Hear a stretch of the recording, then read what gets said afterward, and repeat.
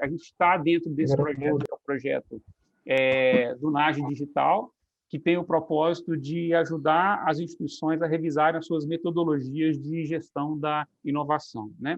E o NAGE Digital, ao longo do processo dele, a gente vai ter essas 5 oficinas, e essas 5 oficinas são oficinas que têm um grande propósito da gente fazer um alinhamento conceitual sobre os temas relacionados à transformação digital, e, a partir desse olhar, vocês conseguirem olhar para as metodologias de gestão de inovação com as quais vocês trabalham no seu dia a dia e fazer as revisões necessárias para que elas estejam devidamente atualizadas frente aos desafios que a transformação digital traz para a gente. As oficinas estão organizadas para tratar de forma ampla do tema, que é a cultura digital.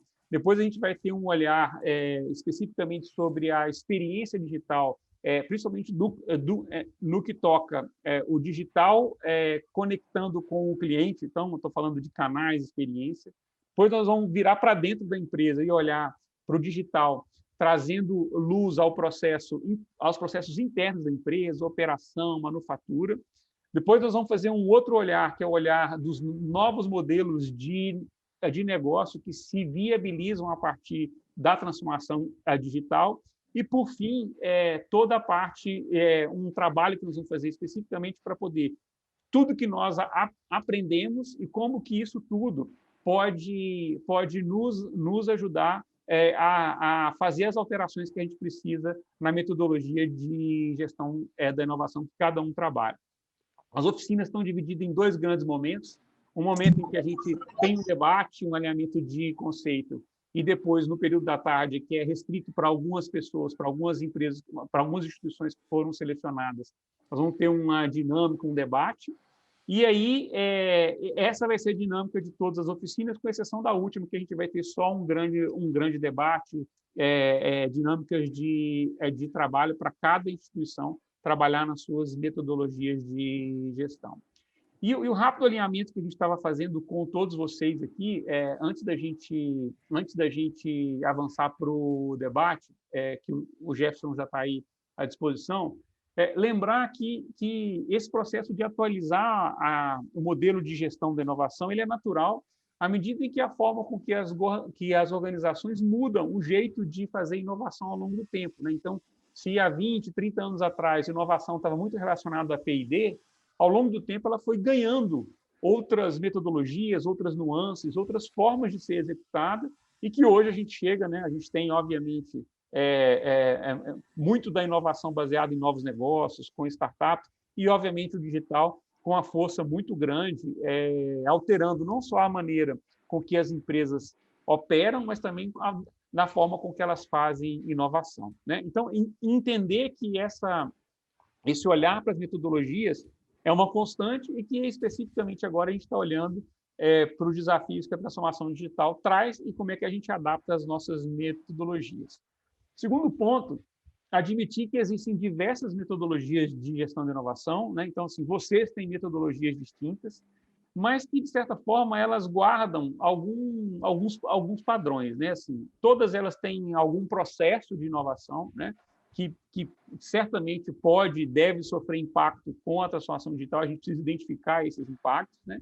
E também a gente costuma dizer que tem dimensões que fazem esse processo funcionar melhor ou pior um pouco, né? Então, como é que a empresa trabalha a questão da estratégia, como é que ela trabalha a questão da cultura, engajamento e outros elementos mais hard, que é a estrutura, o processo, a metodologia, os ritos de decisão, o recurso financeiro, o recurso humano, a infraestrutura. Então, embora as metodologias elas têm distinções entre si, de uma maneira geral, elas tratam desses temas aí, né? Longe da gente querer também pasteurizar as metodologias, não é esse o objetivo, mas apresentar um frame aqui só para poder ajudar a organizar o pensamento e o debate entre todos nós, tá?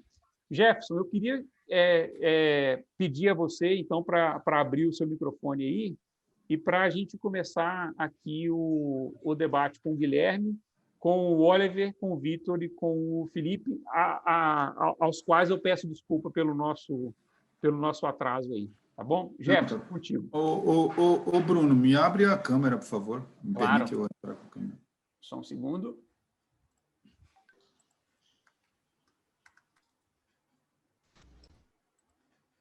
Você é co-anfitrião agora, tá, Jefferson? Pode seguir daí. Mas agora eu estou podendo aqui. Bom, pessoal, bom dia a todas de novo, bom dia a todos, que a gente não tinha conversado ainda. É uma honra estar participando desse processo aqui junto com o Bruno, com a CNI, junto com o MCTIC.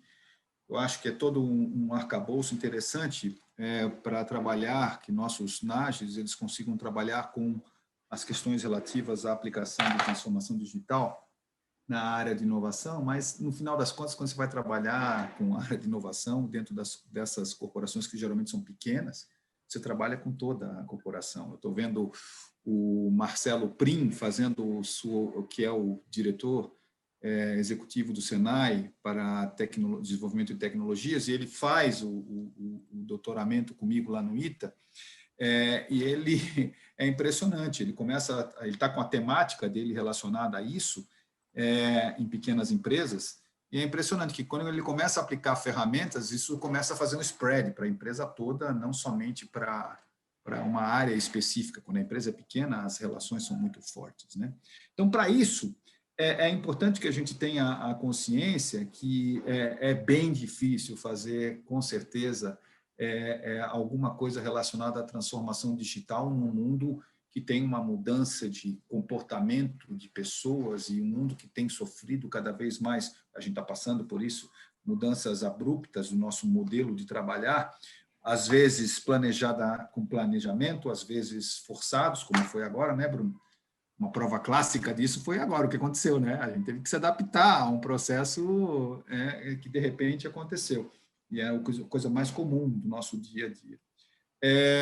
Mas um projeto que eu venho trabalhando com o Fórum Econômico Mundial há algum tempo, que é um projeto que congrega um monte de gente boa trabalhando nessa questão de transformação digital, a gente tem percebido claramente uma profunda dificuldade das empresas, e não só profunda, a gente mede, né, mais de quase 2.000 empresas que já foram consultadas. O Guilherme tem bastante experiência em maturidade de empresa, o Guilherme vai falar conosco, Guilherme Pereira, o Head de Inovação. Depois você vai falar um pouquinho para a gente, né, Guilherme, do contexto especial da FIAP, né? Ele é o Head de Inovação com várias experiências relacionadas a isso, e a gente tem percebido que as empresas que têm melhores condições relacionadas à maturidade para esse negócio específico são as empresas que têm como hábito medidas de produtividade, medidas medem em geral, tem governança para isso, inclusive trabalha diretamente a questão da governança, tem a questão relacionada à aplicação de técnicas de inovação. Então, essas empresas que trabalham com isso, parece tão óbvio, né? Mas uma empresa que vende o jantar, vende o almoço para comprar o jantar, numa pequena empresa, ela não tem muito essa possibilidade de dividir. Mas essas empresas que dividem e fazem os seus planejamentos são as empresas que, claramente têm mostrado os melhores resultados. Quando eu falo melhores resultados, é numa escala de 1 a 5, estão com maturidade na ordem de 2,2, 2,3. Então, ou seja, está bem feia a situação. Então, o nosso exercício, por mais que a gente tenha muitas ferramentas existentes em todos os nossos sistemas locais, as nossas ferramentas elas precisam sofrer não digo uma padronização, mas a gente tem que trocar experiência entre nós mesmos, escutando pessoas que falam a respeito disso e trocando as nossas ideias a respeito de técnicas específicas.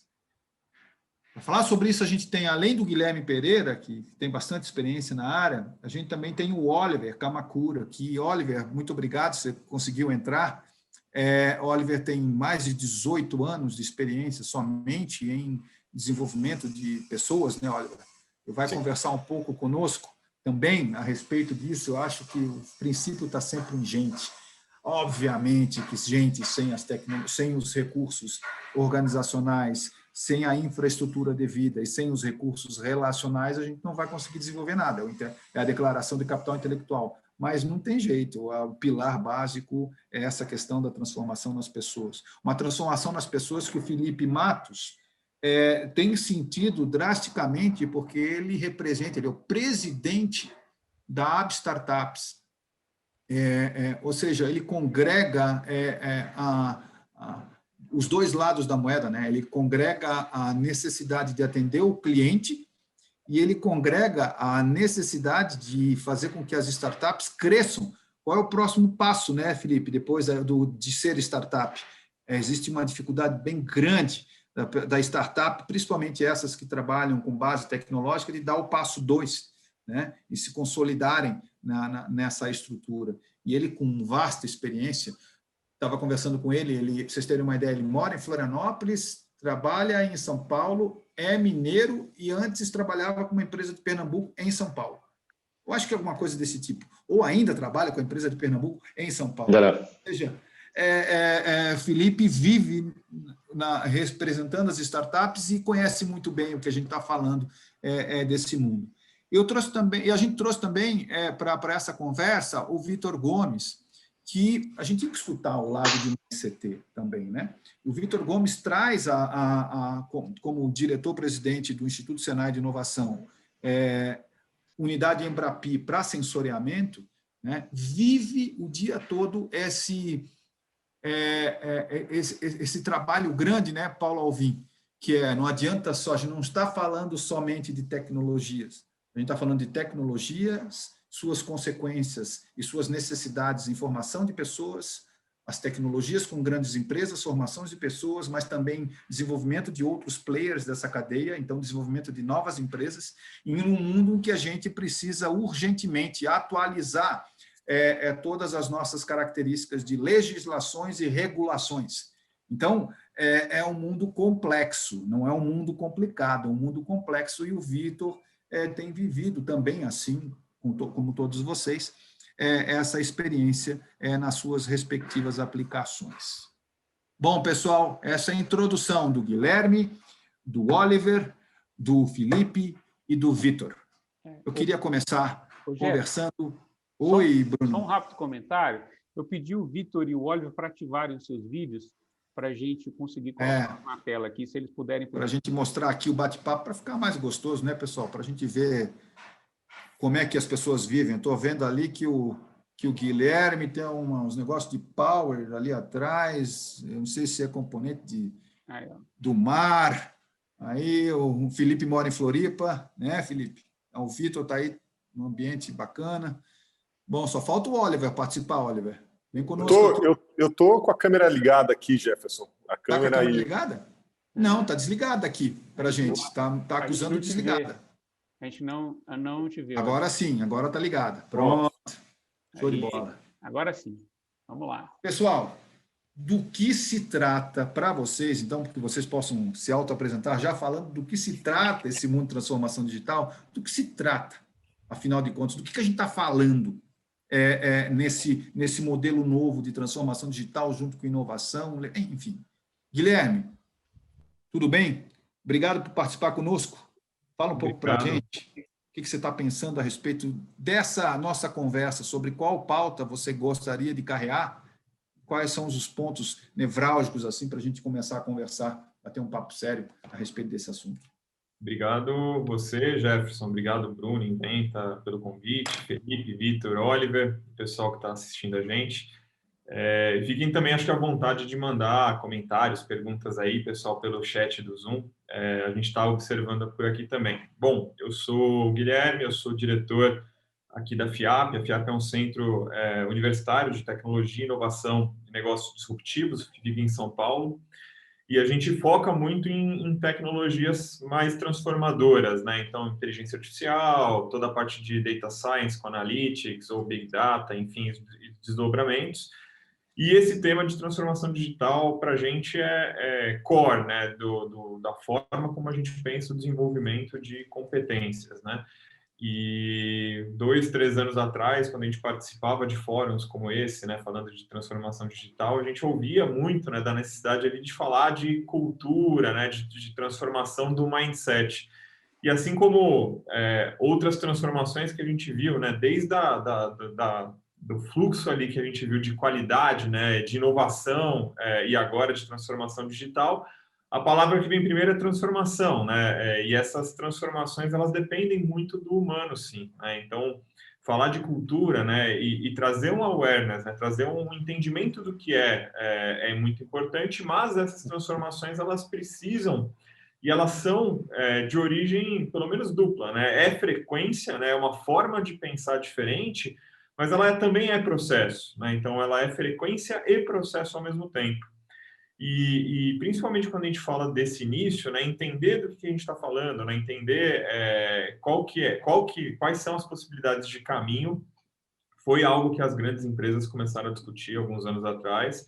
Só que, fatalmente, quando a gente fala dos resultados da transformação digital, a gente precisa chegar num nível que é o nível, na minha visão, do modelo de negócio, né? A gente conseguir criar modelos digitais de negócio, e não necessariamente os modelos de negócios digitais, né? Não é fazer uma venda pelo Facebook ou via WhatsApp que torna um negócio digital, né? E não é porque você nasceu num ambiente digital que você tem um modelo com capacidade de digitalização, né? Então, a consequência grande da transformação digital a gente tem observado mais no nível do modelo de negócios, né? Quando a gente fala de estratégia de modelo de negócios, mas não dá para implementar isso sem a gente trazer um novo skill set, né? Uma nova grade aí de competências, de comportamentos, atitudes e ferramentas de tecnologia que vão ajudar as empresas a reorganizar a forma como elas geram impacto, né? E o que a gente vê de bonito nessa história, né, é que com essas ferramentas, né, com o uso de tecnologia, a capacidade humana é muito amplificada. Então, a gente consegue criar formas de se gerar impacto que são desproporcionais à própria infraestrutura da empresa, né? E para a gente esse é o cerne do conceito de transformação digital. É você conseguir implementar modelos que tragam a competência, né, tanto competência humana quanto a capacidade tecnológica, para gerar impacto de forma desproporcional. Olha só, cara, é bacana essa questão da visão para a construção dos modelos já preparados para isso, né? Escaláveis, perenes, sustentáveis, né? Sempre no princípio das plataformas, né? Mas eu vou contar para ti uma coisa, rapaz. Eu fiz alguns trabalhos em empresas, eu me sinto um pouco frustrado, sabe? Porque a gente chega lá, usa aquele requisito tecnológico que vai fazer com que essa empresa tenha um grande ganho, consegue os resultados, mostra para todo mundo lá o que está acontecendo, e daí você volta 6 meses depois. Rapaz, você volta 6 meses depois e, via de regra, o nível está bem mais baixo, se não exatamente no nível que estava quando a gente fez aquele trabalho, que a gente saiu todo garboso do trabalho, falando, nossa, fizemos uma modificação que foi importantíssima. Você começa a tua pauta, Guilherme, falando sobre cultura, né? Cultura, falando, nossa, transformação e cultura gera realmente uma simbiose, essas duas palavras. Mas, Oliver, cultura numa empresa não é uma coisa muito trivial, né, de se mudar, porque as pessoas continuam lá. E, via de regra, o nosso queijo, quando tirado do lugar, a gente tende a tentar fazer um queijo diferente, sendo que não era nem mais para usar queijo. Como é que você tem visto, Oliver, isso tudo? O Guilherme falou assim, olha, não adianta, eu não estou falando mudar novos aplicativos, botar novos aplicativos. Estou dizendo já criar uma coisa de uma forma diferente, não é botar uma ferramenta. Foi isso, né, Guilherme? Não é botar uma ferramenta, é já criar pensando. Não é só. Né? Não é só, né? É já criar pensando a empresa. Você, nesses 18 anos de experiência, só com a tua empresa, Oliver, como é que você tem visto isso nesse modelo maluco que está acontecendo agora?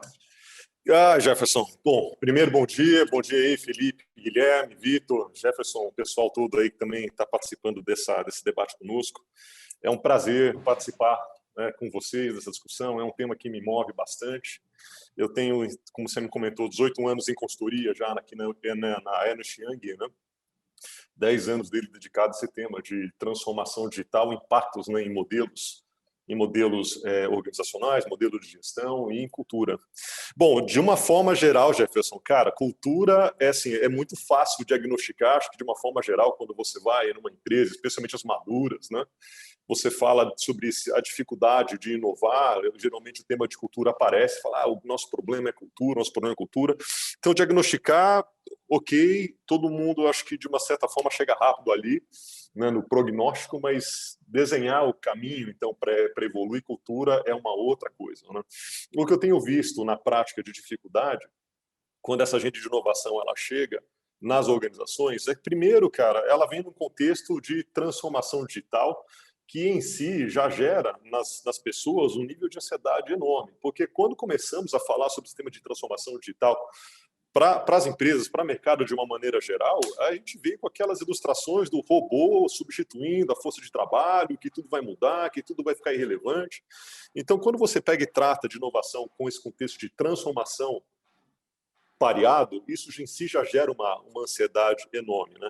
Mas as pessoas, elas estão tentando entender o contexto e estão reagindo ao mesmo tempo, né? Então, quando você pega e dá um push de inovação, as pessoas têm, assim, reações distintas, mas aparentemente favoráveis à inovação, mas elas agem de formas diferentes e acabam, como você comentou, né? Você sai de um projeto e volta depois de um tempo, parece que nada mudou. E eu particularmente acho que isso tem a ver, primeiro, com um trabalho que a gente não está fazendo direito ainda, né? Digo, as empresas não estão fazendo direito ainda, que é nivelar o conceito de inovação para as empresas. Porque na prática o que acontece é, cara, quando você fala lá, você pensa numa cultura corporativa do empresariado brasileiro. As empresas, talvez em menor grau nas empresas mais novas, mas as empresas, no geral, elas são estruturadas de maneiras bastante hierárquicas, né? E o nível de alinhamento, de entendimentos, ele varia muito, né? De baixo para cima e de cima para baixo, né? Então, quando você faz inovação, por exemplo, com o CEO, o cara pega, putz, inovação é transformar minha cadeia de valor, é colocar produtos novos para o mercado, é melhorar meu lead time. Quando você vai descendo para baixo, descendo na cadeia, o conceito de inovação ele está muito diferente. E isso acaba gerando essas disfunções que a gente acaba classificando como cultura, né? Então, é que eu digo, o diagnóstico todo mundo tem, mas o roadmap para você começar a trabalhar cultura começa com o primeiro passo de nivelar conceito. As pessoas precisam ter o mesmo entendimento do que você quer dizer quando você fala sobre inovação, o que você olha quando você fala sobre inovação, para daí no segundo ou terceiro passo trabalhar papéis, trabalhar mudança efetivamente, né? Então, para começar, Jefferson, eu vejo isso, sabe? Cultura é um diagnóstico que todo mundo tem, né? Mas a definir qual é o tratamento para isso é algo que está sendo construído e vai variar de empresa para empresa. E vai variar do tamanho, né? Porque se você tem esse tamanho tão grande entre empresas grandes, você começou lá no CEO e vai até lá embaixo, embaixo, estou falando baixo nível mesmo, nível de sensoriamento e o nível ali embaixo na produção, né? A produção ali, né? Nível de sensoriamento lá embaixo. Estou não falando que é baixo nível intelectual, entendeu? Eu estou falando do nível lá embaixo da produção. Tá? Falando dos níveis.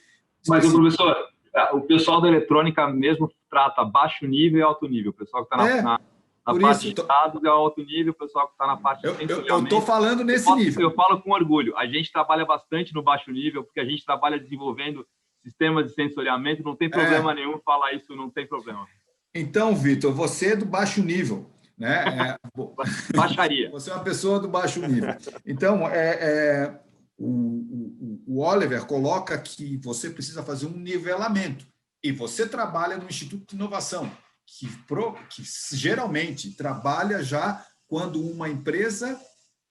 Deveria ser assim, né? Quando uma empresa já sabe o que ela quer fazer e ela te contrata para fazer um tipo de um projeto que existe uma certa dúvida, por isso que é inovação. Mas essa é a visão dela, é colocada naquele escopo, né? Mas você trabalha também com várias pequenas empresas, né? E muitas vezes essas pequenas empresas não sabem o que querem. Então, eu fico pegando a lógica do Oliver, né? Se trabalhar com inovação precisa de nivelamento, se transformação digital, conforme o Guilherme falou, você precisa de cultura extremamente entrelaçada para fazer a transformação. Como é que você vê dentro desse dia a dia seu para lograr sucesso nesses projetos? Quantos desses projetos que você já fez geraram, vamos dizer, de uma maneira simples assim, aumento de receita, que no final das contas a empresa quer aumento de receita e pessoas mais confortáveis no seu dia a dia de trabalho, né? Quantas, fazendo as transformações, você conseguiu? Primeiro, obrigado pelo convite, professor. Obrigado, pessoal, que está assistindo. E um bom dia para todos vocês. Meus colegas aqui que estão com o debate, Guilherme, Felipe, Oliver, professor Jefferson. Começando da tua primeira pergunta lá, eu acho que é legal ouvir isso de vocês todos, porque tu começou perguntando o que é a transformação digital, como é que ela te afeta no teu trabalho ali, né? Eu sei como é que ela me afeta no mundo, né? Já na minha casa, mas olhando para o meu trabalho, basicamente o que a gente faz aqui, a gente desenvolve, né? Treina redes de inteligência artificial, desenvolve redes neurais convolucionais, trabalha com visão computacional, desenvolve tecnologia, né? Dados para isso, e vai até a baixaria, como a gente brincou ali no começo, né? Transdutor, sensor, transformando dados. Tudo isso é sobre dados. Tudo isso é um momento que a gente tem muita informação, a gente foi evoluindo na tecnologia, gerando muitos dados. E agora, como é que eu transformo esses dados em algo de valor? Então, para a gente que trabalha com sensoriamento, que desenvolve sistemas de sensoriamento, e eu estou falando, deixar bem claro, pessoal, quando eu falo que a gente desenvolve sistemas de sensoriamento, esqueçam que vocês conhecem. Eu trabalho no Instituto de Ciência e Tecnologia. Então, a gente trabalha com um nível de maturidade tecnológica bem baixo. A gente desenvolve novas tecnologias orientadas para processos e produtos, né? Para novos mercados. Então, a gente trabalha ainda lá na parte que você está pensando em desenvolver uma tecnologia nova, um novo processo, um novo produto.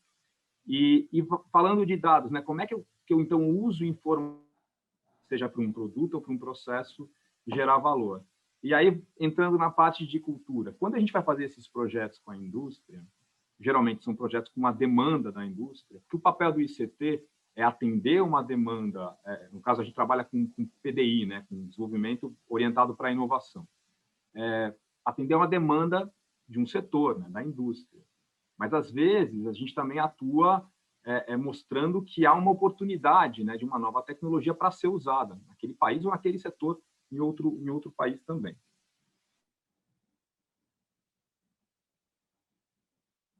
Deu problema na conexão? Parece que deu algum problema com ele lá, Jefferson. Deu um probleminha com ele lá? Então, vamos fazer o seguinte. Quando ele voltar, a gente continua a nossa prosa, mas para a gente não perder o tempo, para a gente facilitar, Felipe, olha só, a gente tem aqui uma conversa em que a gente começa falando de transformação e chega na cultura.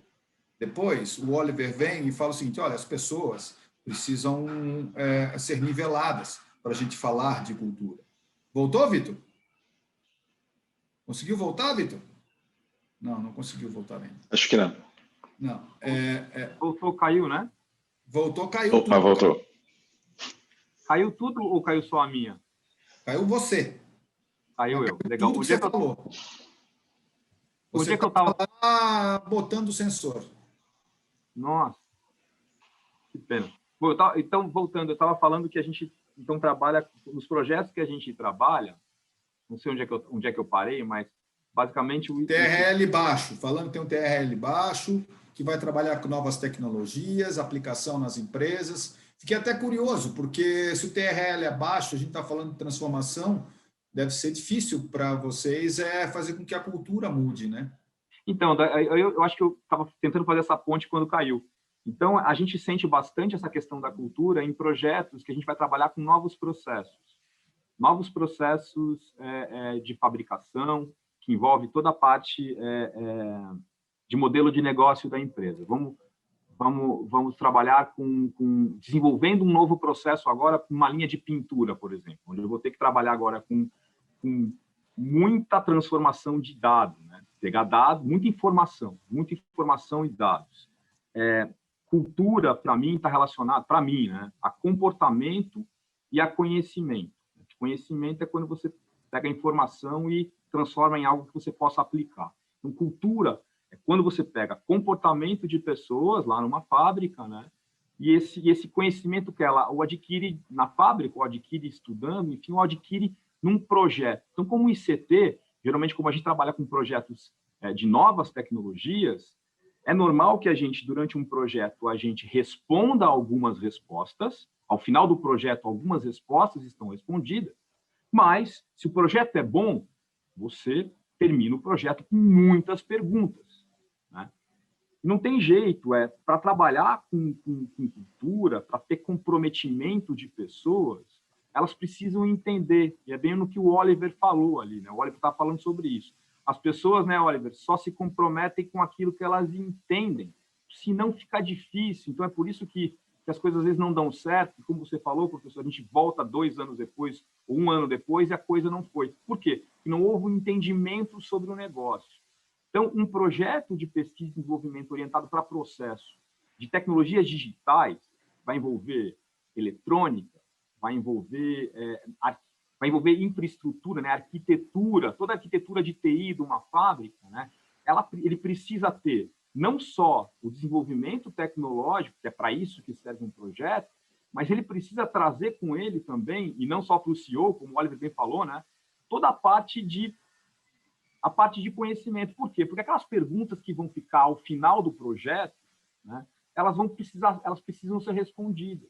Então, só para fechar esse início da minha fala, se a gente vai atuar num novo processo numa fábrica, onde a gente vai chegar, ela vai trabalhar com... Falar um monte de coisa agora que talvez para vocês não seja comum, tá? Vai trabalhar com fusão de sensores e com processamento de dados na borda, na camada edge, que a gente fala. A gente não vai processar esse dado na nuvem, a gente vai processar esse dado logo na saída do controlador de uma máquina. E depois eu vou gerar um monte de dado, muito dado, assim, dados eu falei de linhas de pintura, né? Dados de qualidade de pintura, dados de quantidade de insumo, dados de defeitos de peças. E aí, como é que eu organizo isso? Eu estou falando agora que você exige, e isso é bem difícil, né? Já num projeto desse, que essa empresa tenha pessoas que entendam de engenharia de dados, às vezes, de ciência de dados, que é outra coisa, às vezes, né? E de gente de eletrônica. E se você chega nesse projeto, desenvolve um baita de um sistema, fronteira do conhecimento, coisa que só tem lá na Tesla, que só tem na NASA, isso acontece, tá? Está desenvolvendo, está trabalhando com projetos desse tipo, e você vai embora da empresa sem que a cultura, né, seja iniciada, foi tudo, na verdade, uma grande perda de tempo e de dinheiro. O ônibus da transformação digital, né, eu falo ônibus porque ele não é rápido, não é o avião da transformação digital, ele é lento, não é tão rápido assim, né? Ele começa andando bem devagarzinho, mas ele precisa andar, senão você perdeu dinheiro e tempo. É isso, professor. Legal, gostei dessa analogia do ônibus com o avião, ou seja, ele é constante, ele é denso, ele é temporal, mas ele é sustentável, né? Ele se mantém. Enfim, achei bacana a analogia. E, Felipe, onde é que você está nesse ônibus, Felipe? Porque as startups, elas surgem hoje como... eu acho que tem uma coisa importante nisso, né? Talvez a gente esteja botando muitas responsabilidades esperadas nas startups, né? Sendo bem pragmático, né? Acho que as startups, as pessoas falam de startup como se fossem resolver todos os problemas relativos do mundo, né? Sendo que o Vitor acabou de dizer que tem certas coisas que precisam de sólidas empresas para resolver aquele problema tecnológico, né? Acho que a startup ela entra muito bem para resolver coisas ágeis, que precisam de agilidade.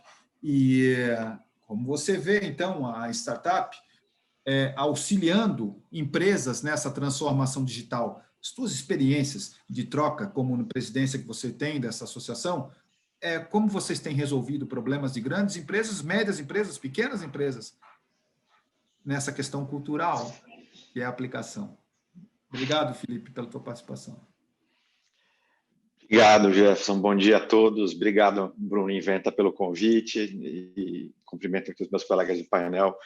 Bom, vamos lá. Acho que tem muitas questões aí nessa história e no papel das startups. Eu acho que para para ajudar a responder, eu queria dar uns passos para trás, assim, para a gente entender um pouco o que é esse fenômeno, né? Assim, o que significa esse fenômeno das startups e eu acho que para ir bem no ponto que ocorre, a gente tem que trabalhar bem os pontos fortes que as startups conseguem trazer numa parceria com grandes empresas e entender quais são os pontos fracos, né? A startup, ela não tem capital, ela não tem acesso ao cliente, ela não tem poder econômico, ela não tem canais de venda estruturados, é um monte de coisa boa que normalmente a grande empresa tem e aí ela precisa, de novo, usar os pontos fortes que ela tem e alavancar nos pontos fracos aquilo que as startups conseguem trazer.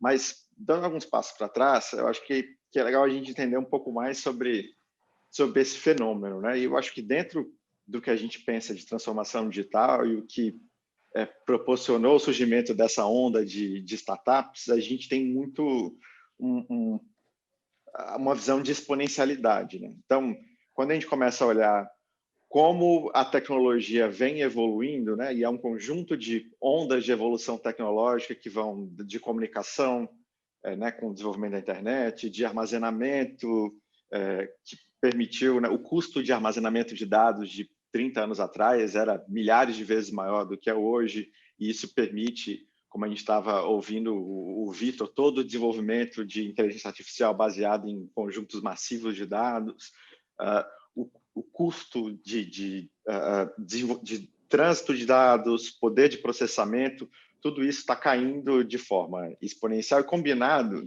vai virando uma evolução que acontece muito mais rápido do que a gente consegue acompanhar, né? E eu acho que esse fenômeno de baixar o custo para o desenvolvimento de tecnologia acabou fazendo com que iniciar um novo negócio fosse cada vez mais barato, né? Em tecnologia, porque eu uso tecnologia em nuvem, eu uso a inteligência artificial que está disponível, eu posso alugar o poder de processamento das máquinas que eu quiser, que começou a ficar cada vez mais barato começar.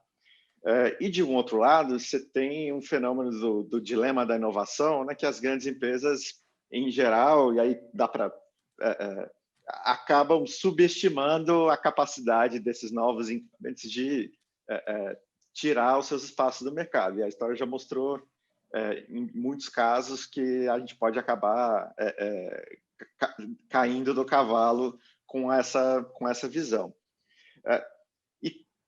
E aí, enfim, né, eu tive também bastante experiência trabalhando com algumas grandes empresas em modelos de inovação. Eu acho que junta muito os aspectos de cultura, e eu concordo com muitos pontos que falam que cultura tem a ver com conceito, como o Oliver trouxe, tem a ver com comportamento. Eu gosto de pensar cultura quando você vai para uma empresa, comenta sobre uma coisa e a pessoa fala, não, mas isso não funciona aqui. Não, aqui é desse jeito, esse tipo de... o que as pessoas estão fazendo é descrevendo elementos da cultura, né? Para mim, a cultura passa por alguns elementos que são desde físicos, como é que é o ambiente físico daquela empresa, é aberto, é fechado, as pessoas falam abertamente, passa pelos o que a gente chama de pressupostos, que é o famoso isso aqui funciona assim, aqui funciona assado, que reflete nos comportamentos, no modo de ser daquela empresa, e vai para o que a empresa acredita, né? Quais são os valores no final do dia, tanto os descritos, que podem estar lá escritos na parede, quanto os praticados, né? E muitas vezes a gente vê inconsistências entre o discurso e a prática. Isso gera o que eu chamo do paradoxo do gestor de inovação. Porque, assim, você vai falar com o CEO ou com o gestor de inovação, todo mundo quer inovar, todo mundo entende a importância de inovação, mas, no fundo, poucos estão dispostos a fazer as mudanças que precisam acontecer para que a inovação aconteça, até porque essas mudanças normalmente têm a ver com o papel deles como gestores, né? Eu preciso mudar as estruturas, eu tenho que mudar comportamentos, eu preciso mudar valores e pressupostos, isso tudo é difícil. O que dá para as startups uma certa vantagem, e uma vantagem simplesmente pelo tamanho e pelo fato delas, como elas nascem muito pequenas e já nascem muito conectadas com a tecnologia mais recente e sem as amarras que a grande empresa tem com todo o legado, a estrutura, os processos que já estão acontecendo, ela consegue ser muito mais ágil, né? Mas mais do que agilidade, né? E aí essa agilidade é muito boa se eu consigo fazer uma parceria que explora o lado bom da startup, que é a agilidade, para me ajudar nos meus processos de inovação. O que eu vejo muitas vezes é que as empresas acabam colocando junto para as startups no processo de inovação muito das suas ineficiências. E aí você engessa a startup, porque ela não vai conseguir ser ágil se ela tiver que cumprir 400 exigências de compliance que um fornecedor normal precisa exigir. Você não vai conseguir nem passar pelo jurídico para conseguir um contrato de parceria. Então, os instrumentos eles precisam estar adequados, né, para essa relação. E quando a gente fala em cultura, eu acho que tem muito da cultura das startups. Tudo bem, uma coisa é eu sou pequeno e eu sou ágil por definição, só por ser pequeno, mas tem muitos pontos de como as startups se orientam que acho que podem ser inspirações ali para grandes empresas, né? Então, a gente fala de uma cultura de autonomia, que tem inspirado empresas a trabalharem modelos de squads, modelos de times mais autônomos. A gente tem a flexibilidade, ou seja, a capacidade de mudar rápido, né, e assumir alguns riscos. Então, quando a gente olha para a grande empresa, a gente tem camadas de gestão, e aí para tomar uma decisão no meu projeto, no meu produto, eu não tenho autonomia, eu preciso escalar para o chefe, que vai falar com o chefe do chefe, que vai entrar na fila do outro time de marketing para ver se eu posso ou não posso trocar a linguagem do produto. E aí isso gera ineficiência, né? Na verdade, gera pouca agilidade, né? Eu acho que quando a gente fala de inovação, a gente não está falando da busca da máxima eficiência, que também é um outro paradoxo, né? Então, as empresas elas são projetadas para serem eficientes, e quando a gente é eficiente demais, os processos estão todos ajustados, a gente acaba perdendo espaço para inovar. Então, a inovação ela precisa existir uma certa ineficiência, de certa forma, para a gente ter, né? Isso tem a ver com antifragilidade, para a gente ter capacidade de adaptação, que é mais importante do que a eficiência máxima nesse mundo volátil, né, e tudo mais. Bacana, Felipe. Olha só, vou tentar terminar a primeira parte aqui dessa nossa rodada, tentando sintetizar o que vocês colocaram de maneira bem rápida mesmo, sintetizar mesmo, assim, tá? Eu acho que o Guilherme, ele trouxe a ideia inicial que transformação bacana, a gente tem que usar, a gente tem que fazer, mas não tem jeito, a cultura ela faz parte desse processo e a gente só vai conseguir colocar ferramentas se a cultura estiver dentro desse processo definido.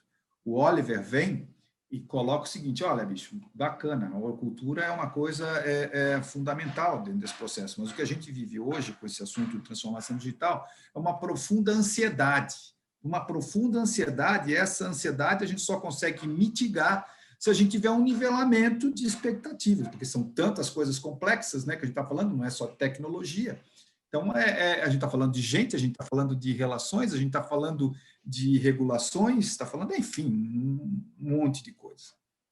O Vitor vem e fala o seguinte, olha, bacana, mas não tem jeito, a gente tem que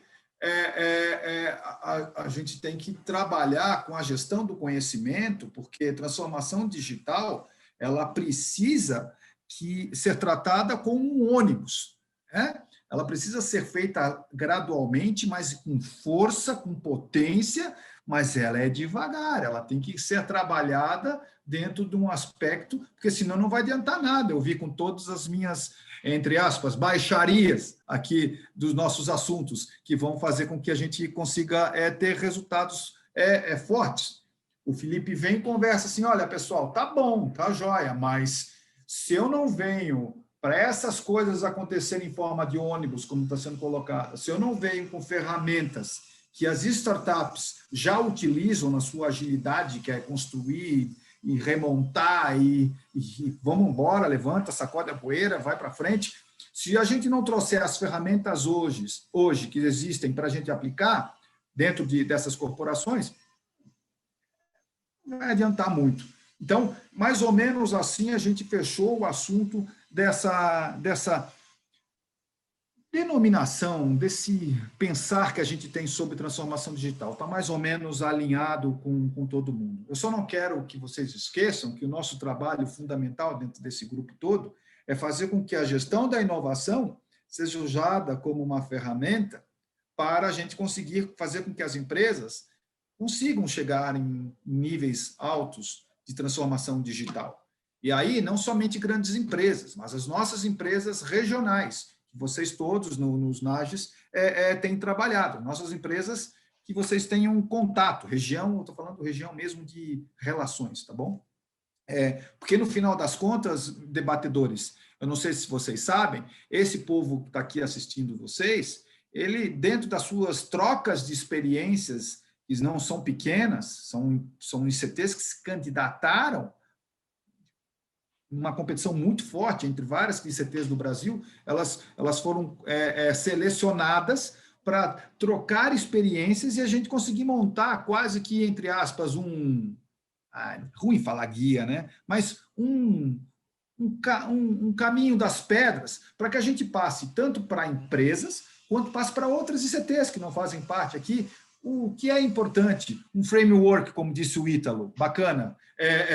Um framework para que a gente passe para as empresas e para as ICTs esses caminhos que são importantes para serem relacionados. Acontece que a gente está numa crise brutal, né? E a gente precisa fazer tudo isso dentro de uma crise. E vocês sabem, vivendo todos os trabalhos de vocês, você sabe que numa crise nós temos que ser cada vez mais fortes dentro da nossa ideia de negócio, que basicamente é entender muito bem demanda do que o pessoal está pedindo dentro desse espaço, ter uma ideia fundamentalmente da dor, né? Da dor, ter a empatia, ter o entendimento daquela dor que essas empresas estão tendo para passar por essa cultura, né, Oliver? Para poder ter essa sequência. E daí você desenvolvendo esse entendimento da dor, você faz a tua proposta de valor, faz os teus canais e faz uma análise, fundamentalmente, do que vai ser o que essa empresa ela pode faturar com níveis tangíveis, mas também tem um conjunto de níveis intangíveis que podem ser gerados dentro dessa fatura, desse trabalho bem feito, se essa empresa aplicou tudo isso. Agora, para fazer tudo isso depois, tem uma parte grande, que é entendimento da sua cultura, entendimento da sua quantidade, qualidade sistemática de pessoas, organizações, relações, que vão fazer com que isso nos dê, entre aspas, o custo tangível e intangível. E, no final das contas, a transformação digital só vai ter valido a pena se a diferença entre o faturamento tangível e o custo tangível for positivo, e a diferença entre o faturamento intangível em relação ao custo intangível também for positivo. Numa época de crise, Guilherme, numa época de crise, você chegou agora numa empresa que está vendendo a janta, né? Porque é impressionante o que está acontecendo. Por mais que a gente esteja melhorando, tomara que a gente melhore cada vez mais, que essa crise passe, a gente consiga, crise sanitária, crise econômica passe.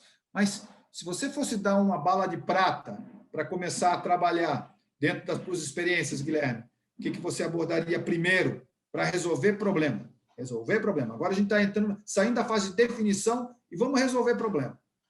Legal. Essas ICTs, no teu primeiro passo, elas deviam fazer num learning by doing. Acho que você tocou em vários pontos importantes nesse resumo, né? Eu só colocaria que não só faturamento, mas a gente está falando de resultado, né? Não necessariamente você vai mudar o faturamento, você vai... o faturamento em relação ao custo, e tangível e intangível. Então, eu estou falando do resultado, tangível e intangível. Pronto, resultado tangível e intangível. Porque uma das coisas que eu sempre coloco na mesa é o custo de não fazer também, né? Então, você tem que colocar na conta o custo de você não fazer, porque muitas vezes quando você coloca só né, o custo de fazer, qual é o resultado, né? Você tenta chegar no ROI, né, da inovação, da transformação digital. É muito importante que esteja nesse nível de consciência da organização o custo de não fazer, com alguns dos dilemas que o Felipe colocou, né? E principalmente com essa outra máxima, né? Enquanto você está pensando no seu negócio, você tem ali uma startup pensando em como matar o seu negócio, né? E muitas vezes ela vai ser mais bem sucedida porque o custo de fazer dela é muito menor do que o teu. Então, acho que esse é um componente aí dessa equação, né? E na derivada dessa equação, que acho que foi a pergunta que você colocou, a gente vê vários níveis diferentes por onde começar. Depende muito da complexidade de como é o negócio hoje, né? Quando o Oliver contou, né, das grandes empresas, né? Transformar uma grande empresa, se você acha que colocar ali métodos ágeis do jeito simples, né, colocar ali um canvas para a grande empresa, isso não garante uma transformação massiva e sistêmica de um grande sistema social que é uma grande empresa. Mas muitas vezes a gente consegue ver pequenas mudanças que vão causar um efeito sistêmico em empresas menores, né? Então, por exemplo, eu trabalhei num projeto e aí o começo principal, né? Depois de nivelei ali, né? O Vitor falou do nivelar. Para mim, o próximo passo, ali então para algum lugar, né? Então, qual que é a estratégia de negócio? Tanto inovação quanto transformação digital, que para mim é uma qualificação desse tipo de inovação, né? É uma inovação mais digital, elas são alinhadas a algo que é maior. Elas não são fim, elas são meios, né? Meios de se enxergar uma estratégia de negócio. Então, quando a gente alinha uma estratégia de negócio com capacidades digitais, a gente consegue começar a ver algumas possibilidades de resultado.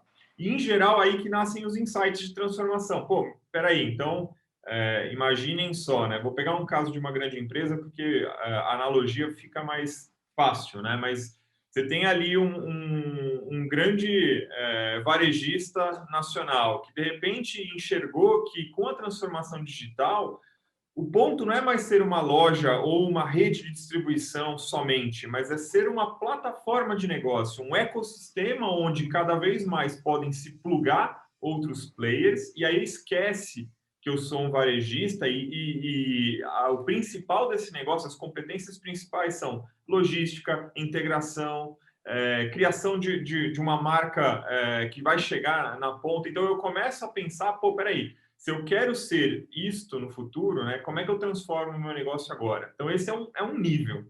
Tem outros níveis que vão impactar, por exemplo, produto e serviço, né? Então, peraí, esse é um outro caso que a gente trabalhou na prática, né? Era uma empresa de pequeno, médio porte que trabalhava com assistência, ela faz elevadores,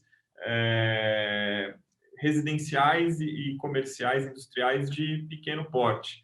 Ela falou, peraí, eu estou sendo engolido, não sei como é que eu vou me colocar aqui. E, de repente, a gente trouxe novas competências de análise de dados. Falou, cara, você sabe o que você vai fazer? Você vai fazer o produto. Você não consegue competir de todas as formas, mas você consegue competir em fazer um produto mais inteligente possível. Aí a gente trabalhou ali com vários dados que eles já tinham de operação e criamos um software de controle inteligente e que conseguia ali reduzir muito o custo tanto de manutenção quanto de insumo, né, de eletricidade ali para operar elevador. Então, você pode trabalhar no nível de produto.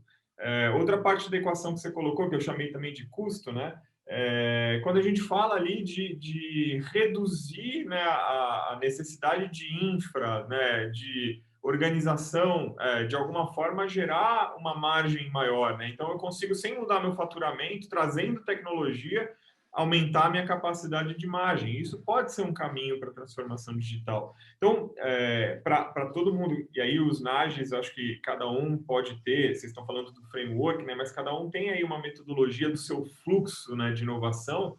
Mas acho que o principal agora, quando a gente fala de transformação digital, é ver, né, nessa metodologia quais são os grandes pilares e como esses pilares derivam para a transformação digital. Então, muitas vezes olhando ali novas formas de engajamento, comportamento e práticas, né, que vai falar muito o que a gente falou no primeiro bloco, mas eu colocaria na sequência, né, quais são os espaços do negócio que você está olhando que estão mais aptos à transformação, porque não dá para começar de qualquer lugar e não é qualquer lugar do negócio que está disponível para a transformação agora, né?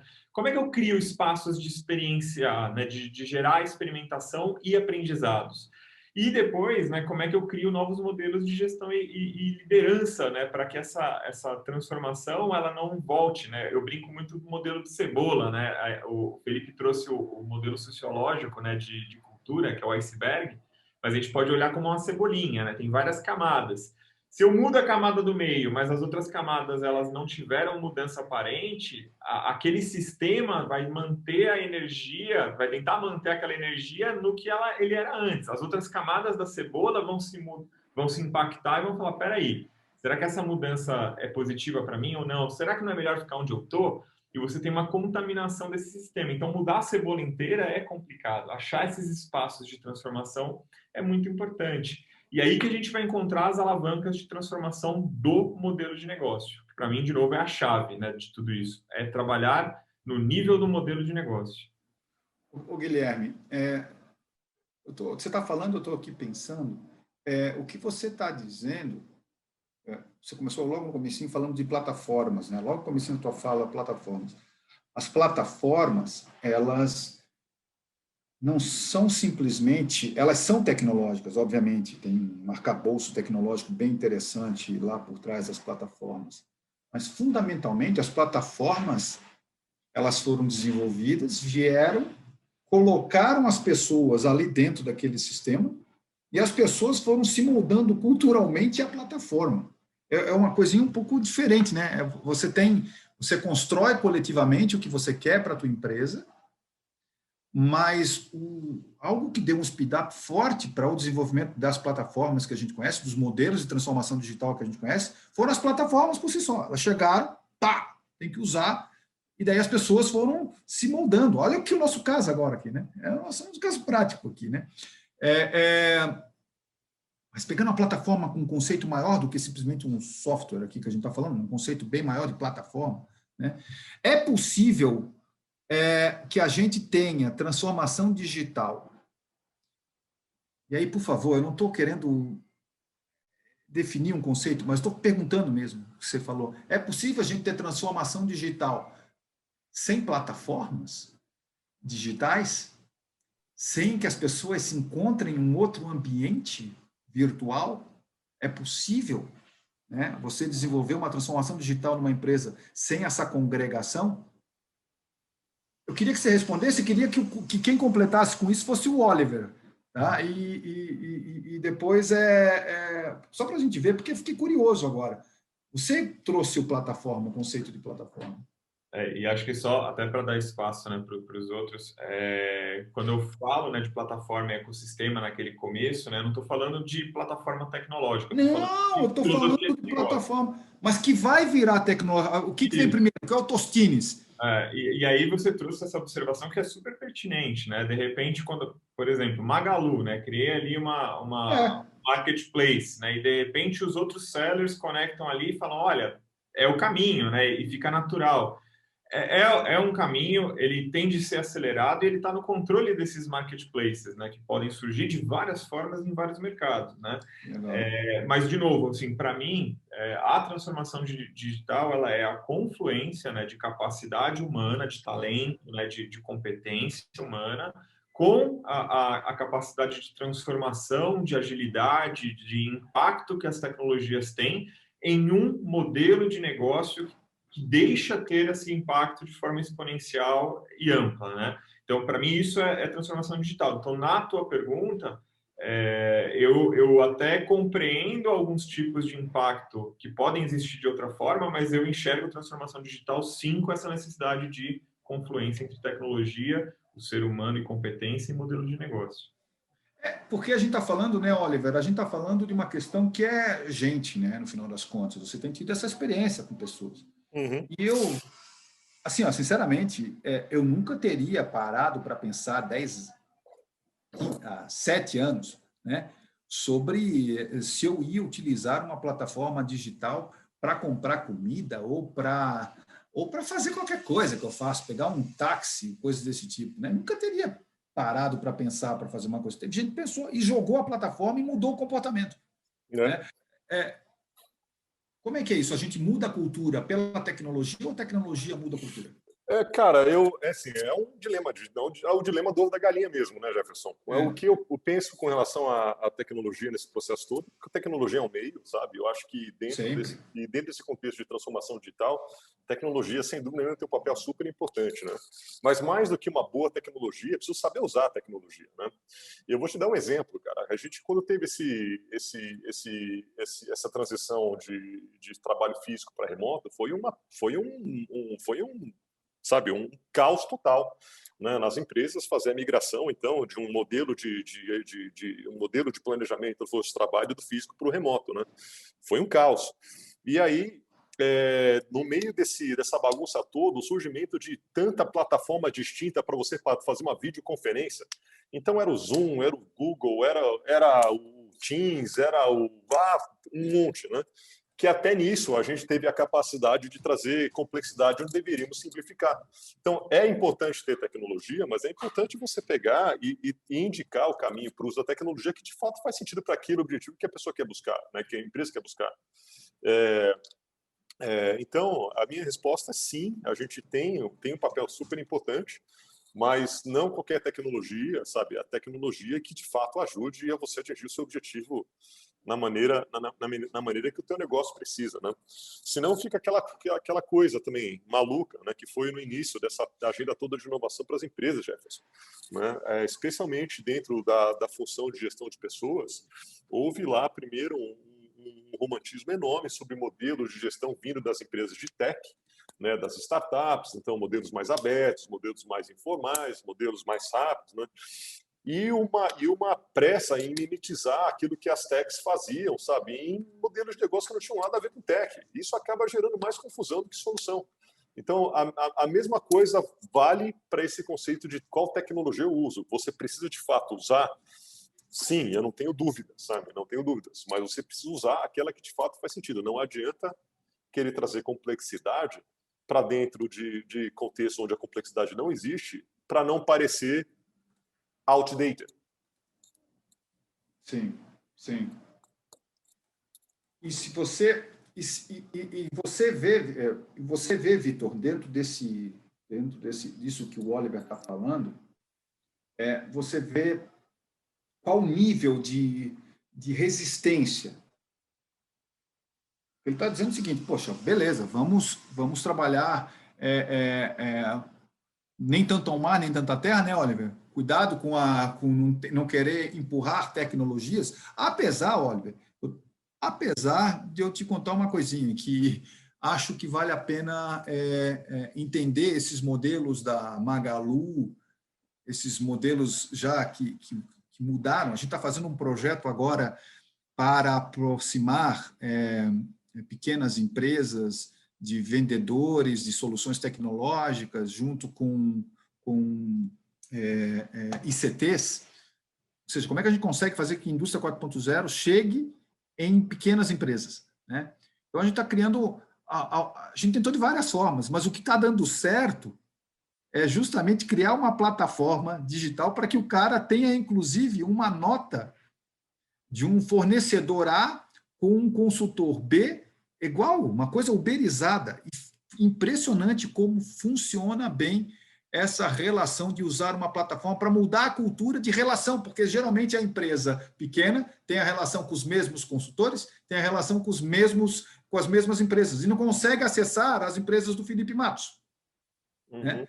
Então, como é que a gente faz com que isso tenha uma facilidade maior? Então, a questão tecnológica, eu acho que ela não é necessariamente, ela não é fim, ela necessariamente é meio, e ela passa por uma profunda forma de mudança de comportamento das pessoas. Mas, para mudar esse comportamento das pessoas, tem que ter um lugar para ela mudar o comportamento. Não é só na conversa que a gente vai mudar. Né? Vitor, você tem encontrado semelhanças nisso na hora das tuas construções? Eu acho que sempre vai depender do nível de onde a gente está, se a gente é usuário ou desenvolvedor, né?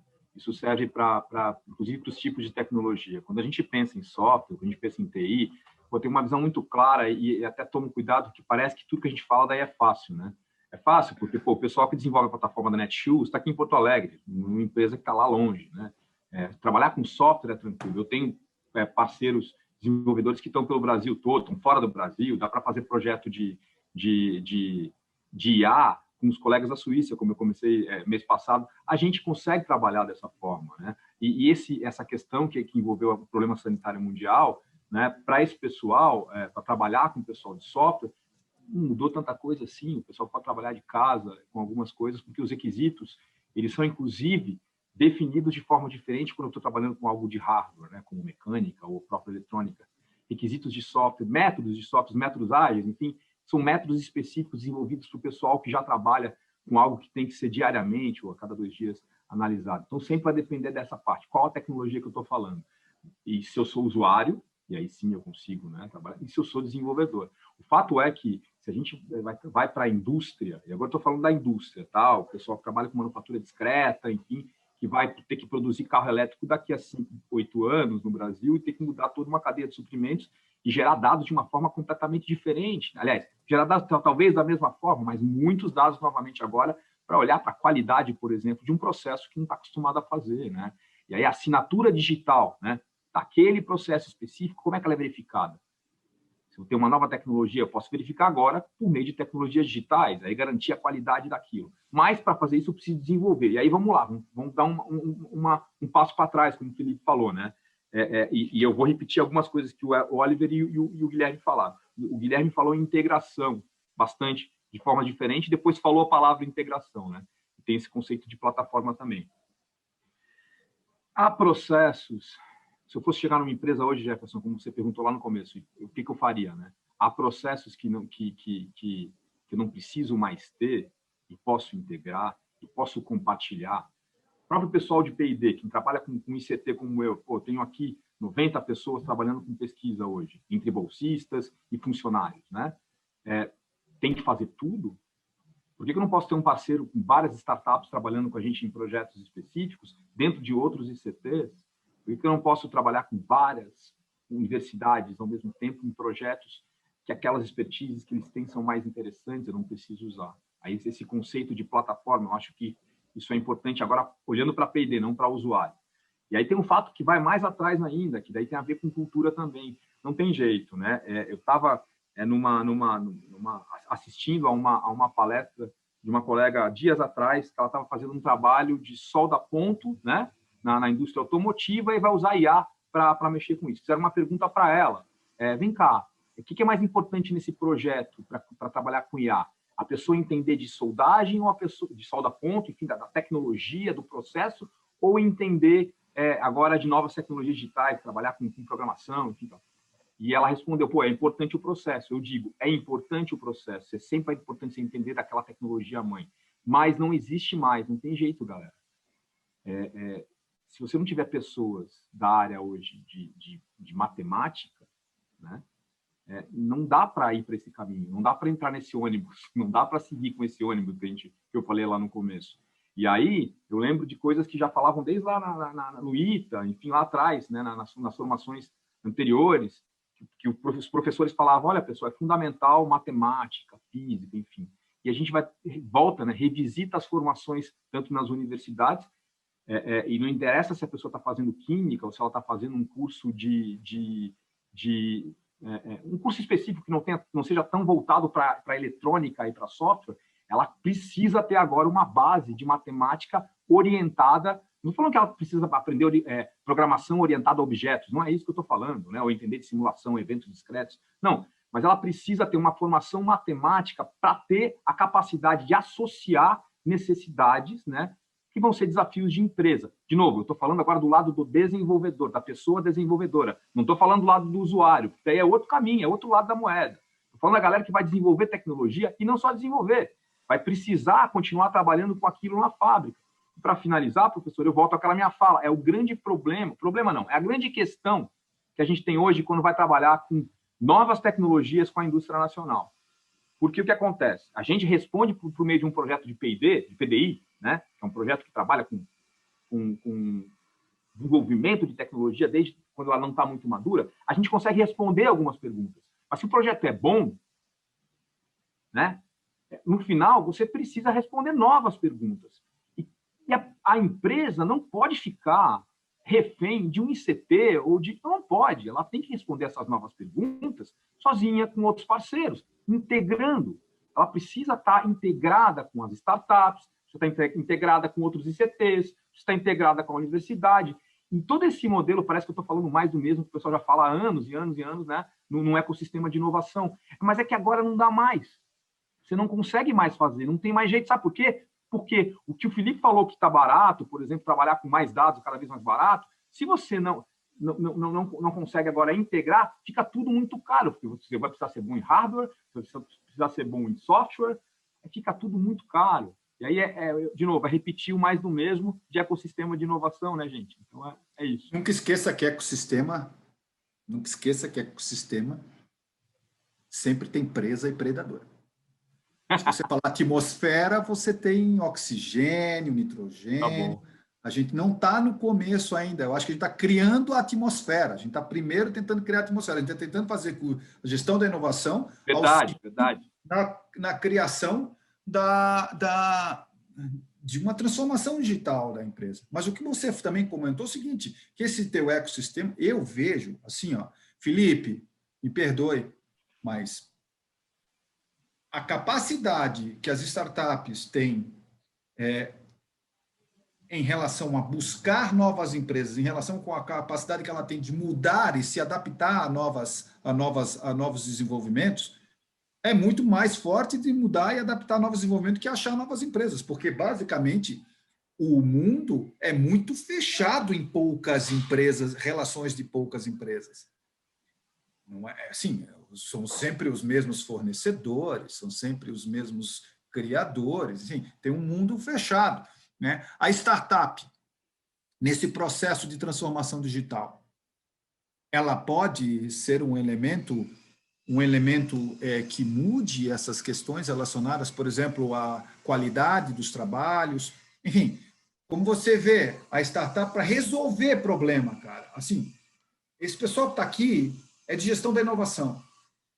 A gente fala pra caramba de startup. A gente tem o Sebrae aqui em São Paulo, por exemplo, que a gente liberou agora, eu sou do conselho do Sebrae, a gente liberou agora algo por volta de 70 milhões de reais só para atendimento de startups de base digital em empresas. Sabe qual que é a minha expectativa? Que a gente logre muito sucesso com isso? É baixa. Porque não vejo a cultura de usarem muitas startups para fazer projetos de transformação digital, por exemplo, em empresas. Como é que você vê? Qual que seria a solução? Não seria a tal da plataforma digital? É por isso que eu estou batendo tanta tecla na plataforma, para fazer os matches acontecerem.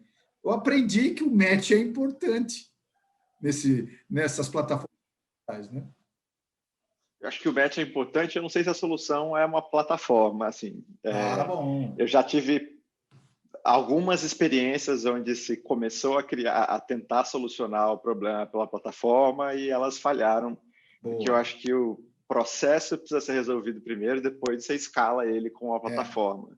E se a gente não entende que match é esse, não vai ter plataforma ou ferramenta tecnológica que resolva. Né? Quais são as personas, né? Pois é, quando a gente pensa, então, nessa história do relacionamento de startup e grande empresa, eu acho que tem, ou mesmo a pequena e a média empresa, tem vários pontos que a gente precisa entender. E aí, do lado da empresa, ele começa com estratégia. Então, assim, qual a minha estratégia? Onde eu quero chegar? Quais são os objetivos?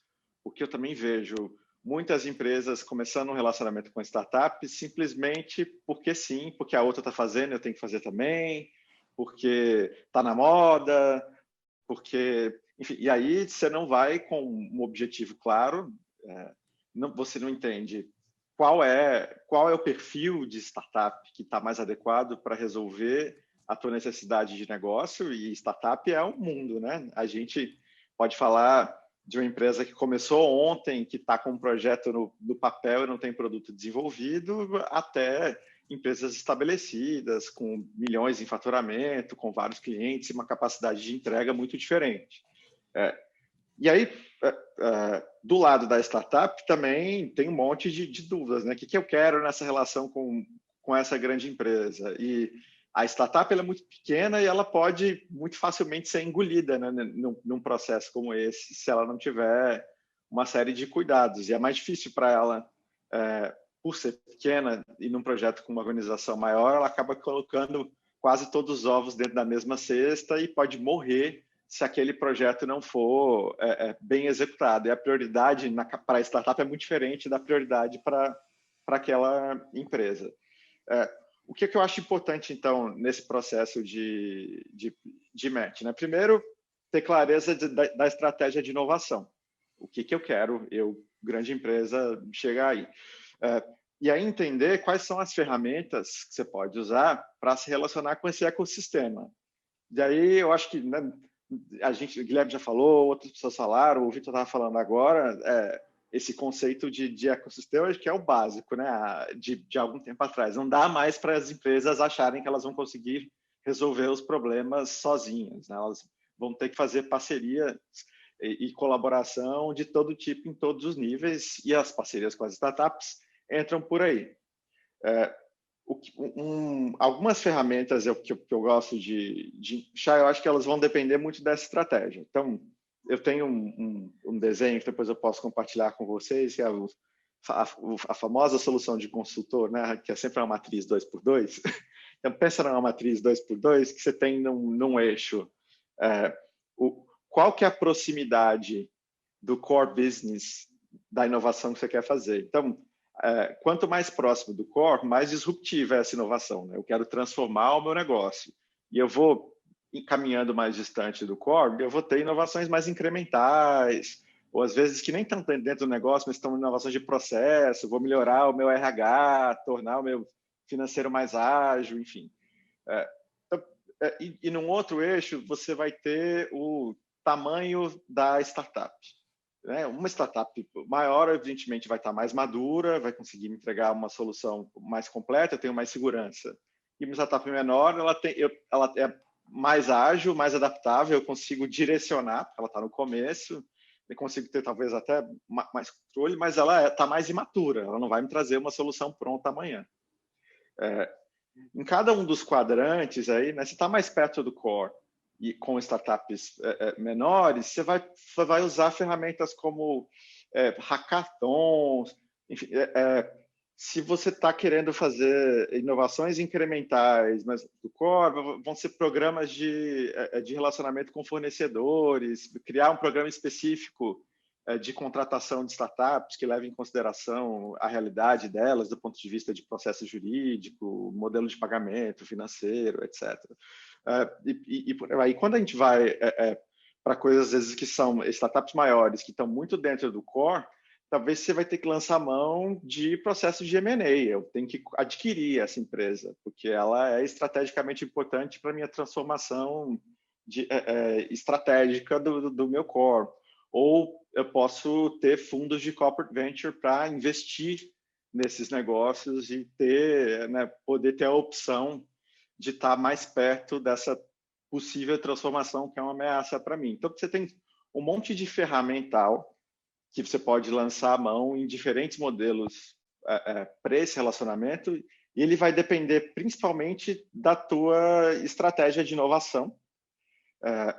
E acho que vale para as empresas e para todo mundo que participa desse ecossistema entender que um pouco de como esse ecossistema funciona, né? Então, não dá para a empresa olhar para o ecossistema de startups como se fosse uma prateleira onde eu vou lá, pego uma solução e resolvo o meu problema.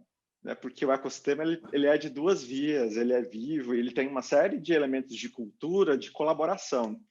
Tem o give first, você entra no ecossistema e oferece alguma coisa para o ecossistema primeiro, sem necessariamente querer algo em troca para essa abertura para colaborar. O Felipe, entre uma série de outras coisas. Felipe, como você mesmo... Desculpa te interromper, mas é que você... Vitor. Falta uma coisa que você falou antes. Você falou lá na tua outra fala sobre a eficiência, né? Inclusive agora financeira, né? Disso tudo, porque tudo que você está falando tem um custo também, de tempo, de pessoas, de envolvimento. Então, só para complementar o que você está falando, é que cada camada dessa que você está trazendo, ela tem também possibilidades de fomento, sejam internos, externos, que existem também, poucos, mas existem. Então, quando você olhar para essas camadas, é pensar também no custo dessas relações. Tem tudo a ver com a integração e na eficiência do processo de inovação. Eu gostei muito do que você falou, naquela parte de o quanto que uma empresa está preparada, inclusive, para assumir esse custo da inovação, que é a questão do Pareto, né? Você vai parar aqui, vai investir aqui para depois ganhar mais, mas só para lembrar da tua própria fala antes, é importante, né, juntar essas camadas com fomentos específicos que existem aí no Brasil também. Sim, sem dúvida. Para todas essas ferramentas, você vai poder lançar mão, desde, sei lá, fomentos dos órgãos, lei do bem, enfim, tem um monte de ferramenta que pode ajudar. E eu acho que o projeto Comunage, que tem uma rede de consultores, pessoas inteligentes construindo e melhorando ferramentas para isso também, é uma ferramenta que as empresas vão poder lançar a mão. Felipe, quero te agradecer. Já passando de novo a palavra para ti, umas últimas palavras aí, umas últimas mensagens aqui para o povo aqui que tem uma tarefa árdua para fazer. Chegar a um consenso de um framework para que possa passar para ICTs, pelo Brasil afora, para que possa passar para empresas que queiram trabalhar com transformação digital usando o percurso da gestão da inovação. Muito bom. Então, eu acho que eu termino a falar mais uma vez agradecendo, né? Acho que foi muito bom ouvir todas as perspectivas aí dos colegas e é bom ver um projeto como o Nage nascendo, porque acho que tem um potencial muito grande de apoiar essa transformação no nível nacional, né? A gente tem muita gente boa assistindo e com a capacidade de multiplicação. Então, desejo boa sorte para vocês aí no desafio. E acho que se eu puder deixar algumas palavras finais, acho que entender que do lado de cultura isso tem muito a ver fundamentalmente com pessoas, né?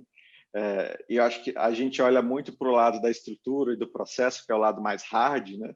Mas olha pouco para as pessoas e para a estratégia, que são os lados mais soft dessa história. Então, não deixem de olhar para esse lado soft. É um desafio, é muito difícil, né, tratar isso de forma objetiva dentro de um framework, mas vocês vão precisar certamente olhar para isso para que os projetos sejam de fato bem-sucedidos, né? Então, agradeço mais uma vez e desejo muita boa sorte aí nos trabalhos. Obrigado, Felipe. E um favor, seu presidente da Associação Brasileira. O Sebrae está fazendo um trabalho bem bacana em São Paulo, justamente nessa linha. Vale a pena dar uma conversada com o Michel lá do Sebrae São Paulo. Acho que aqui a gente tem a Sandra, né, Sandra? A Sandra está no grupo aqui. Vale a pena ver o que os caras estão querendo fazer. Já que a gente está falando de apoios para startups, vale a pena dar uma olhada. Vitor, você que está na borda, aí também, num outro sistema fortíssimo do S, que é o Senai, que muda completamente a lógica de concepção de sua atuação com os Institutos Senai de Inovação. Uma mensagem para esse nosso povo todo que está aqui. Eu quero só desejar, de novo, agradecer vocês todos e desejar bastante sucesso. Também acho que esse é um trabalho fundamental, muito importante para o Brasil, né? E começa por entender a missão de cada ator, né? Cada parte envolvida em todo esse ambiente, né, professor Tylon, esse ecossistema, eu não consigo falar diferente ainda, né? Mas entender as necessidades de cada um é um trabalho bem complexo e desejo bastante sucesso para vocês e contem conosco aí com o Instituto Senai de Inovação também, sempre que for necessário para poder participar, basicamente, da melhor forma possível. Valeu, Vitor. Acho que o João comenta aqui que é importante investir na demanda e não na oferta. E é isso que você tem feito drasticamente nesses últimos tempos, tentando entender. Em vez de você ofertar seus serviços, vocês têm mostrado que vocês estão entendendo o que as empresas estão se mostrando, porque, afinal de contas, tudo que você falou de transformação, de sensoriamento, vamos dizer assim, que é mais a área que você trabalha, ela, senão, não serve para nada. Foi a primeira coisa que você falou, né? Posso botar sensor em tudo quanto é canto. Se eu não entender o que a empresa está precisando, fica difícil. Oliver, gente, né, Oliver? Gente o tempo todo. Não, talvez a parte mais complexa dessa equação toda, né? A gente brinca que o desafio é um desafio de peopleware, né? Não é de software, né? É um desafio de peopleware. E, bom, primeiro, eu novamente também agradecer aqui o convite e, cara, a minha perspectiva, por conta dessa experiência que nós temos tido de acompanhar as empresas, especificamente nessa questão da cultura impactada por esses novos modelos de negócio, né, essa nova forma de fazer as coisas acontecer, primeiro, evitem modismo, sabe? Evitem sair fazendo sem pensar, sem analisar o teu próprio contexto, sabe? Nos últimos anos a gente viu muito disso, sabe? Inovação, ela gera um frisson e as pessoas acabam não só repetindo o que as outras empresas fizeram com sucesso, mas também verbalizando coisas que nem elas sequer entendem, né?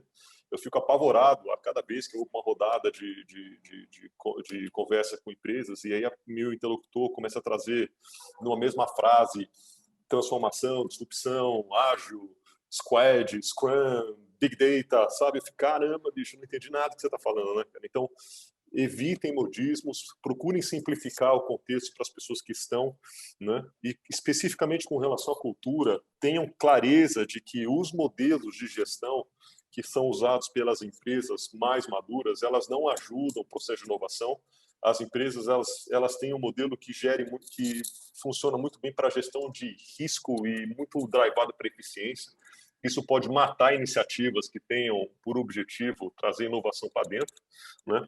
E setado quais os comportamentos e os macroindicadores, sabe, que vocês vão acompanhar, sejam rigorosos na gestão de consequência. E eu quero dizer assim, especificamente com relação ao papel que a liderança tem desse processo. É muito, muito normal, muito comum nas empresas você ter exatamente esse primeiro cenário que você comentou, Jefferson, num primeiro momento todo mundo alinhado para um objetivo determinado de estratégia, de inovação, e depois de um tempo as coisas não saíram do papel, e isso tem muito a ver com a liderança da liderança das empresas e menos com a capacidade da empresa de entregar, né? A gente tem muito isso, sabe? A gente brinca do efeito espião russo na mesa de reunião, né? O cara que, de tão favorável, acaba sendo até nomeado como líder de determinada frente, mas no final do dia sabota a iniciativa.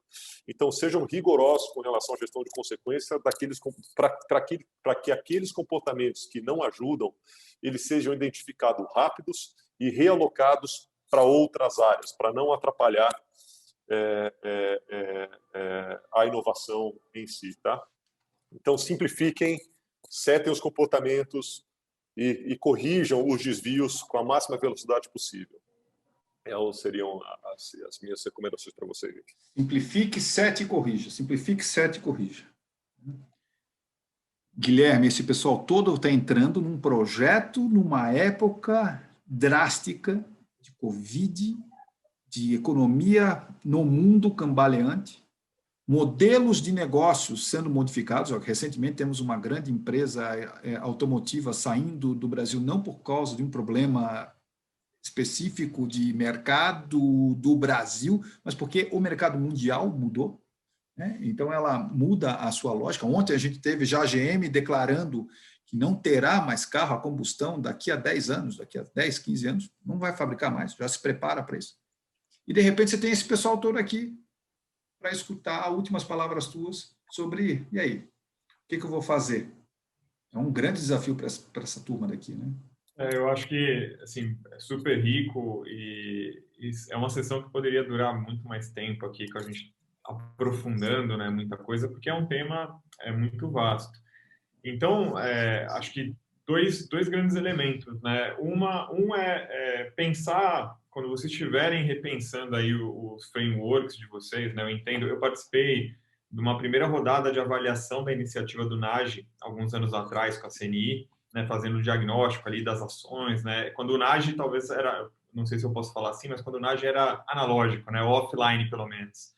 E agora, vendo essa evolução para o digital, acho que é o caminho super correto. É um projeto que gera muito impacto no lugar que precisa, né? Que é um lugar que essas empresas, essas pessoas precisam, de fato, de vocês, né? não tem outros recursos para contratar as maiores consultorias do mundo, né, para chegar, às vezes, numa instituição e fazer um reskilling, um upskilling, né? Então, eu acho que vocês estão fazendo um trabalho super fantástico. Até por isso, eu coloquei no chat algumas coisas aqui, eu coloquei um pouco do nosso jeito de trabalhar com esse framework de transformação digital, que pode inspirar. Fiquem super à vontade de usar. E na filosofia que o Felipe colocou do Give First, né, estendendo a todos vocês aí a abertura dos nossos cursos na área de inovação e tecnologia, para que vocês possam aprofundar. Se quiserem passar para a rede, fiquem à vontade, não tem nenhum vínculo, custo, não tem nada. E aí acho que a mensagem é: trabalhem muito com a questão do modelo de negócio e de como impactar, como no fundo, né, a cultura vai impactar também a transformação do modelo de negócio, de como a gente vai buscar as novas tecnologias ou plataformas para servir a este propósito, né, para servir ao propósito do negócio. É isso que vai gerar a identificação de oportunidade, né, e as transformações pelo amor e não só pela dor, né, como eu coloquei ali no chat também. Então, agradeço a vocês todos. Bacana, Guilherme. Muito obrigado. É isso, pessoal. Muito obrigado, Guilherme. Fantástico. Muito obrigado pela participação de vocês todos. Meu amigo Bruno, passa a palavra de volta aí para o amigo. Encerrar depois de um debate desse é muito fácil. O difícil é que agora o Guilherme subiu a barra. O pessoal vai de alguma maneira, falar assim: será que todos os debatedores que vierem vão nos oferecer uma coisa tão rica assim como o Guilherme colocou? A barra subiu. Pessoal, queria agradecer. Agradecer também a compreensão da gente ter conseguido estender por meia hora esse papo aqui. Como vocês sabem, essa é a primeira parte da primeira oficina, vocês já fizeram a avaliação, a gente mandou o link, será muito bom se vocês puderem fazer, quem não fez a avaliação ainda. E no período da tarde nós temos um grupo seleto aí de 40 e poucas pessoas que vão participar de um debate nosso sobre tudo que nós ouvimos aqui e algumas leituras prévias que foram compartilhadas com as instituições que estão participando do projeto. Então, eu queria agradecer Guilherme, Felipe, Oliver, Vitor, Jefferson pela moderação, e a turma vai se juntar a nós no período da tarde a partir das 14 horas. Tá bom? Pessoal, obrigado, bom almoço para todo mundo. Valeu, obrigado, gente. Até mais. Tchau, pessoal.